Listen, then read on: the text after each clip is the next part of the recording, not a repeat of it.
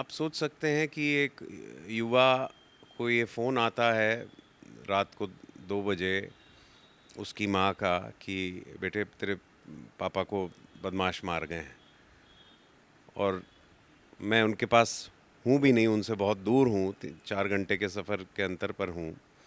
तो मुझ पर क्या बीती होगी और मेरे भाई पर क्या बीती होगी, मेरी बहन जो तब विदेश में रहती थीं अपने पति के साथ, उन पे क्या बीती होगी। ऐसी लहर में आप सांसद चुने गए जब कोई पूछ नहीं रहा था किसी को, उस समय आप सांसद चुने गए। इतना भरोसा सहारनपुर ने आप पर किया, वो उसका थोड़ा-सा एक्सपीरियंस उसका भी मैं जानना चाहता हूँ। उस समय का चुनाव कैसा रहा था? क्या स्थिति थी, लोगों में जाते थे, किस तरह की चीज़ें सामने आती थी? लेकिन हमने बहुत बड़ी-बड़ी योजनाएँ जो सहारनपुर में कई वर्षों से जिन चीज़ों की माँग थी उनको पूरा किया। चाहे वो रेल लाइन दोहरीकरण हो, चाहे स्मार्ट सिटी हो, चाहे यहाँ पे यूनिवर्सिटी निर्माण की बात हो, चाहे ये जो बड़े-बड़े हाईवेज़ बनाए गए हैं, बाईपास बनाया गया है, इन सब के लिए हमने बहुत प्रयास किए, बहुत संघर्ष किया।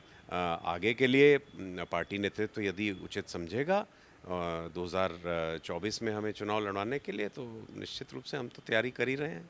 दोस्तों नमस्कार, मैं हूं रोहित शर्मा और आप देखना शुरू कर चुके हैं हिंदुस्तान 9 आज हम आपको कोई पॉलिटिकल इंटरव्यू ना दिखा के एक पॉलिटिकल लीडर का ऐसा इंटरव्यू दिखाने वाले हैं जिसमें आपको पता लगेगा कि कैसे उतार चढ़ाव उनके जीवन में रहे। बहुत सारी ऐसी चीज़ें रही होंगी जो आप नहीं जानते हैं और ये कोई आम नेता नहीं है। ये है सहारनपुर से पूर्व सांसद राघव लखनपाल शर्मा। आप इनको देखेंगे, मेरे साइड में बैठे हैं। अगर इनको आप देखें तो एक डैशिंग शू लुक इनकी नज़र आती है। अगर कोई पहली बार देखेगा तो देखेगा कि हो सकता है कोई किसी फिल्म का हीरो नज़र आए, कोई नेता मानेगा नहीं। और जो इनका एक पर्सनैलिटी है, वो पर्सनैलिटी एक अलग तरह की पर्सनैलिटी है। इस तरह के बहुत कम नेता होते हैं जिस तरह के ये हैं। इनके जीवन में बहुत सारी चीज़ें रही, उन्हीं पर आज हम इनसे बातचीत करेंगे। पॉलिटिकल इंटरव्यू आप देखना चाहते हैं हमें पता है, लेकिन वो आपको किसी और दिन दिखाएंगे।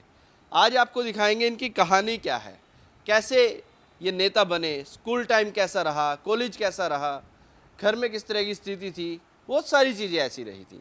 राघव जी, सबसे पहले तो आपका स्वागत है हिंदुस्तान लाइन पर। धन्यवाद, बहुत-बहुत धन्यवाद। राघव जी, काफ़ी पॉलिटिकल इंटरव्यू मेरे रहते हैं और मज़ेदार होते हैं, लेकिन आज मैं आपसे कोई पॉलिटिकल बात नहीं करने आया हूँ।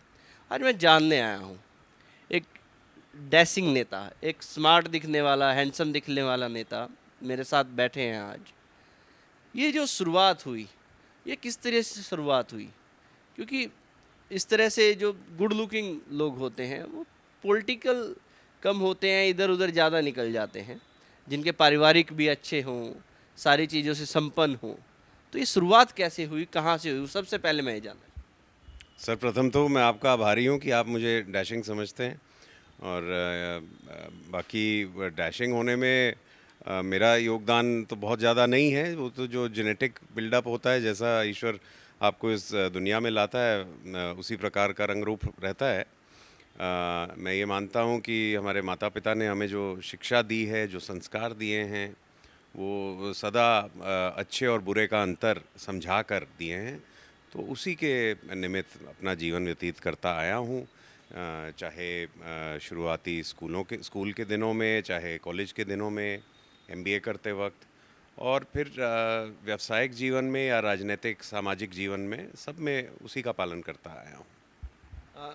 स्कूलिंग रही आपकी, स्कूल में किस तरह का नेचर रहता था? क्या लगता था कि मैं एक दिन विधायक चुना जाऊंगा, उसके बाद सांसद, और फिर एक इतना बड़ा नाम होगा, लोग जानेंगे इस तरीके से, मेरे खुद के नाम से लोग जानेंगे? देखिए, मेरा राजनीति में या मैं कह सकता हूँ कि चुनावी जो राजनीति है, उसमें प्रवेश परिस्थितियों के कारण हुआ। मेरा कोई लक्ष्य नहीं था राजनीतिक रूप से अपना जीवन बिताना।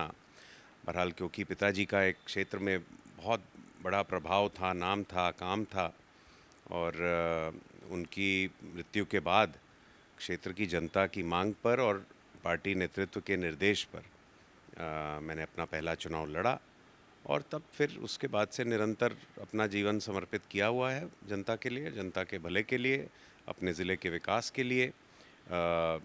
कॉलेज के दिनों में भी या स्कूल के दिनों में भी ये कभी नहीं सोचा था कि राजनीति में कदम रखेंगे।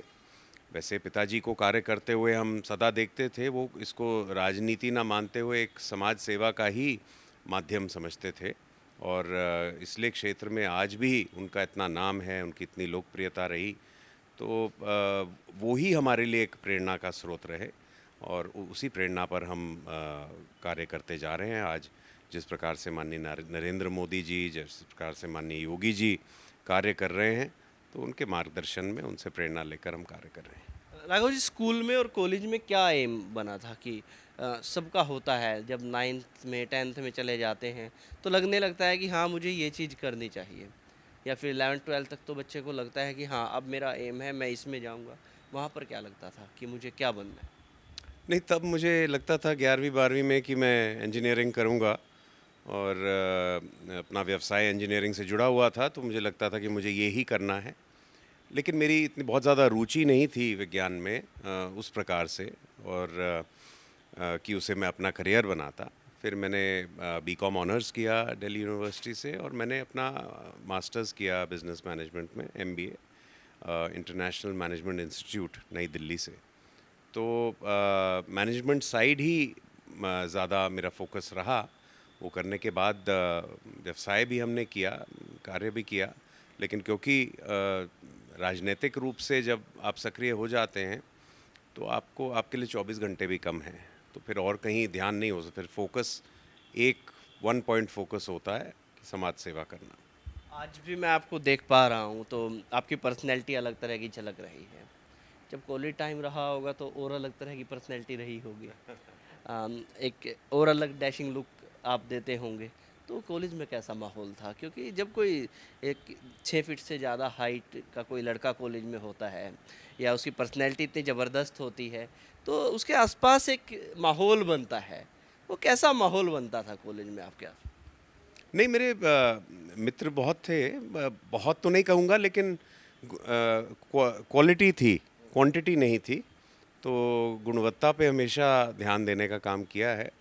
तो ऐसा नहीं है कि हर किसी से मित्रता थी, लेकिन किसी से कोई बैर, कोई द्वेष भी नहीं था और सबसे मिलना-जुलना लगा रहता था और कुछ ऐसे घनिष्ठ मित्र मेरे जो स्कूल के समय के हैं, उनसे मैं आज भी संपर्क में हूँ। ऐसे 6-7 मेरे साथी हैं।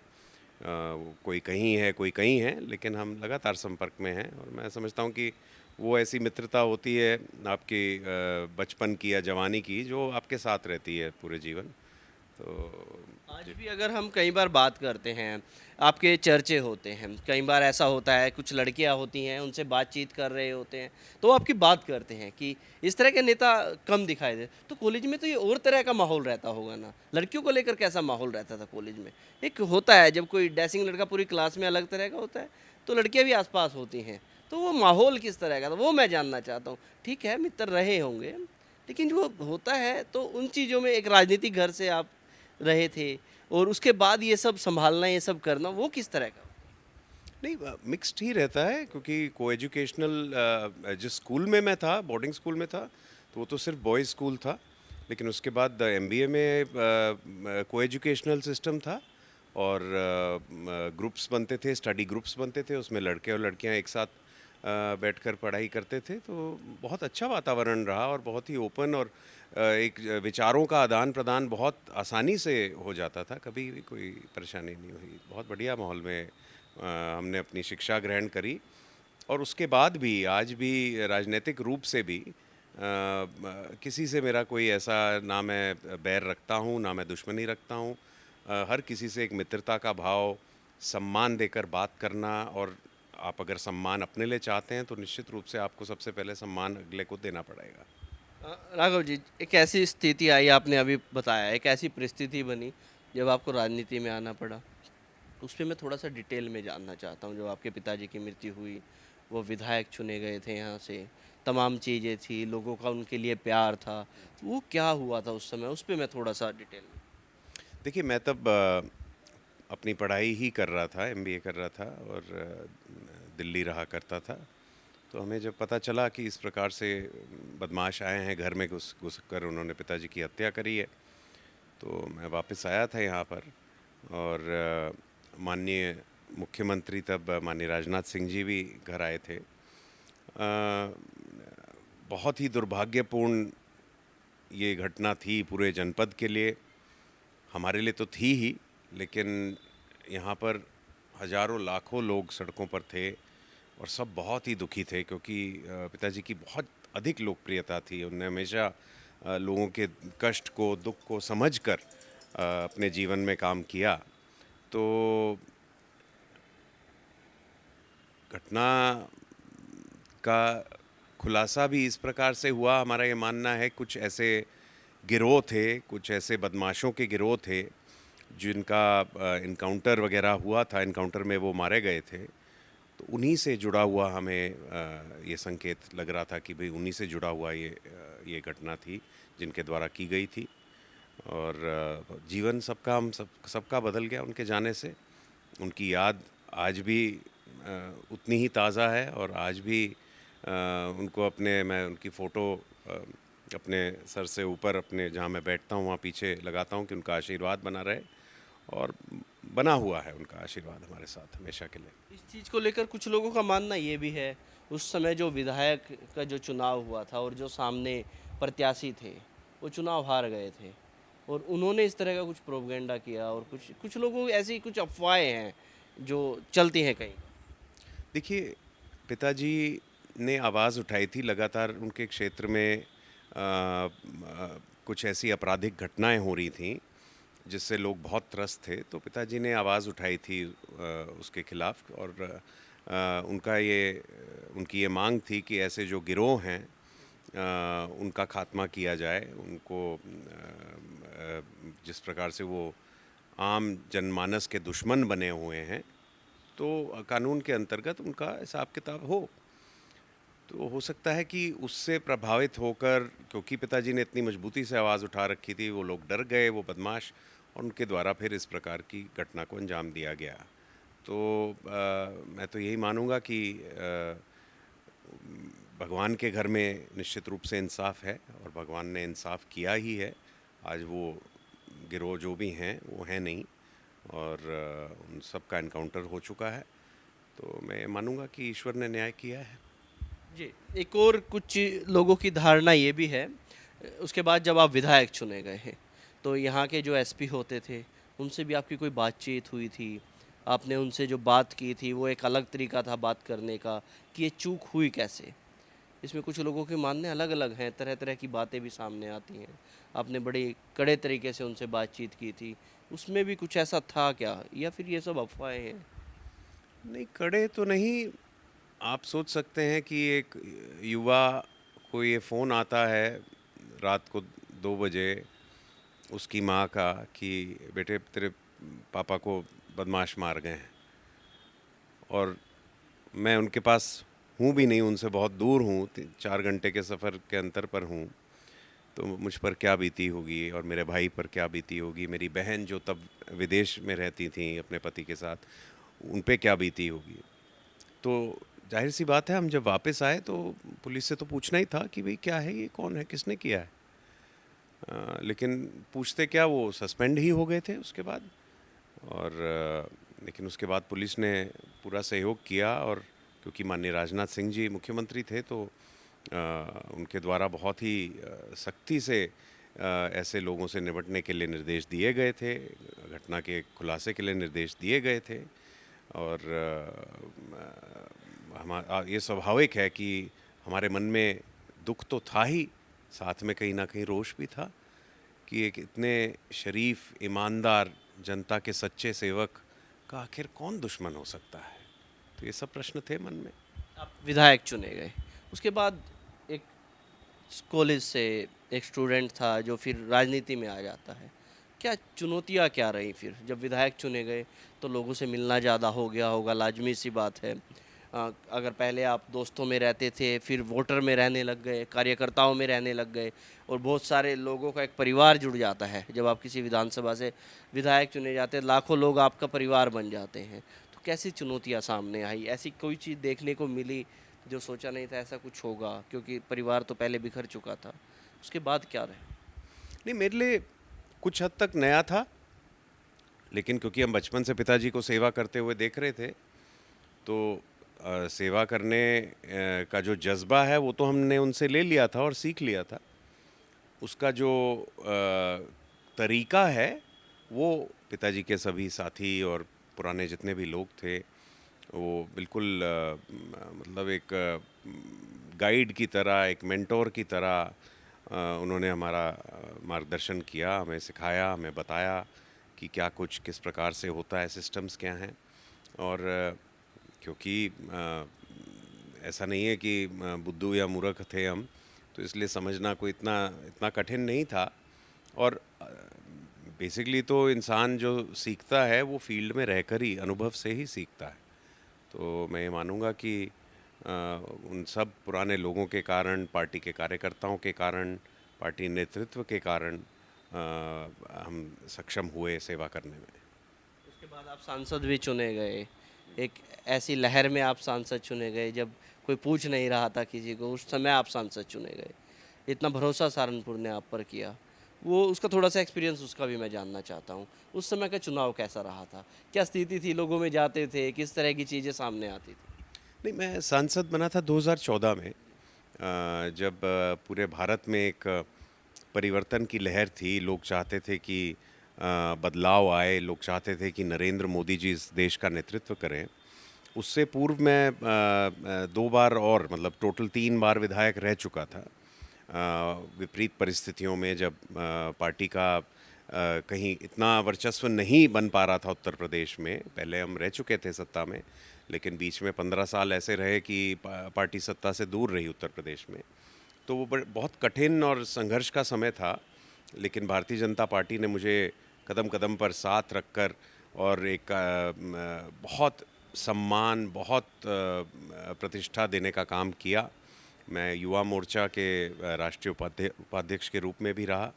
हमने बहुत बड़े-बड़े अभियान करे, कश्मीर यात्रा करी जो तिरंगा यात्रा थी, लाल चौक पर तिरंगा फहराने की, संसद घेराव भ्रष्टाचार के खिलाफ, महंगाई के खिलाफ, इस प्रकार के हमने बहुत बड़े-बड़े आंदोलन राष्ट्रीय स्तर पे भी करे। और मुझे भारतीय जनता पार्टी की राष्ट्रीय कार्य समिति का सदस्य होने का भी सौभाग्य प्राप्त रहा है।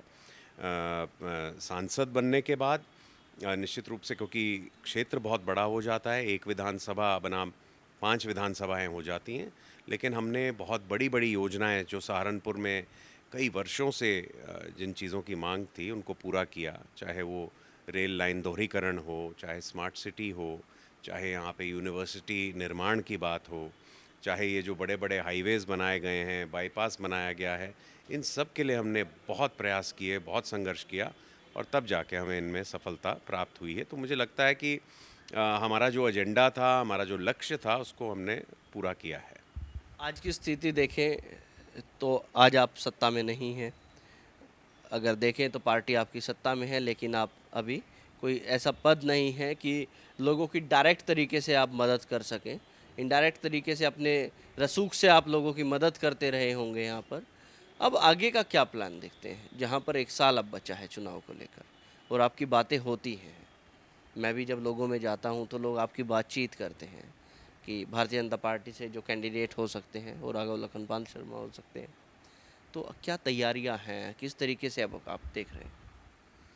नहीं, मैं तो अपने आप को सांसद ही मानता हूँ, मैं आपको सही बात बताऊँ, और उसी रूप में कार्य करता हूँ। हाँ, मैं पार्लियामेंट नहीं जा सकता, मतलब पार्लियामेंट भी हाउस में नहीं बैठ सकता लोकसभा में, लेकिन सांसद के रूप में ही लोगों की, क्योंकि देखिए 2014 में मुझे जितना वोट मिला था उसकी कंपैरिजन में अगर हम 2019 देखें तो मेरा वोट भी बढ़ा है और वोट प्रतिशत भी बढ़ा है, यानी कि उससे अधिक लोगों ने आस्था हम में जताई है। तो हमारी ये जिम्मेदारी बैठती है उन लोगों के प्रति जिन्होंने हमारा साथ दिया है, समर्थन दिया है, वोट दिया है, कि हम उनके काम आए, जब उनको दिक्कत हो तो उनके साथ खड़े हों। तो हम तो निरंतर अभी भी उसी रूप में प्रयास करते रहते हैं। हाँ, बहुत सी चीज़ें ऐसी हैं जो अब संभव नहीं है। एमपी लैड फंड होता है या कुछ चीज़ें जो एक एमपी के साथ जुड़ी हुई हैं, उस पद के साथ जुड़ी हुई हैं, वो संभव नहीं है। लेकिन विकास के कार्य अभी भी हम बाधित नहीं होने देते, चाहे जितने भी हमारे मंत्रीगण हैं उत्तर प्रदेश सरकार के हों, चाहे वो केंद्र सरकार के हों, और माननीय मुख्यमंत्री जी हों चाहे माननीय प्रधानमंत्री जी हों, बहुत आशीर्वाद सबका हमें मिलता है और लोगों के कार्य कराने में हम पूर्ण रूप से सक्षम रहते हैं। आगे के लिए पार्टी नेतृत्व यदि उचित समझेगा 2024 में हमें चुनाव लड़वाने के लिए, तो निश्चित रूप से हम तो तैयारी कर ही रहे हैं। अपनी तरफ से पूरी तैयारियां हैं। हम तो हमारा 24 घंटे 365 दिन हम तैयारी करते रहते हैं। भारतीय जनता पार्टी के कार्यकर्ता की यही विशेषता है, और पार्टियों के अनुरूप अगर आप कंपैरिजन करें, और पार्टियां केवल चुनाव के वक्त ही आपको दिखती होंगी, लेकिन भारतीय जनता पार्टी के कार्यकर्ता लगातार संघर्ष करते रहते हैं, लगातार जनता के बीच रहते हैं, लगातार कार्यक्रम किसी न किसी रूप में होते रहते हैं। तो हमारी तो तैयारी पूरे साल रहती है जी। हाल ही में अगर देखें तो कर्नाटक के नतीजे भी आए हैं और सेम डे उत्तर प्रदेश में भी निकाय चुनाव के नतीजे आए हैं।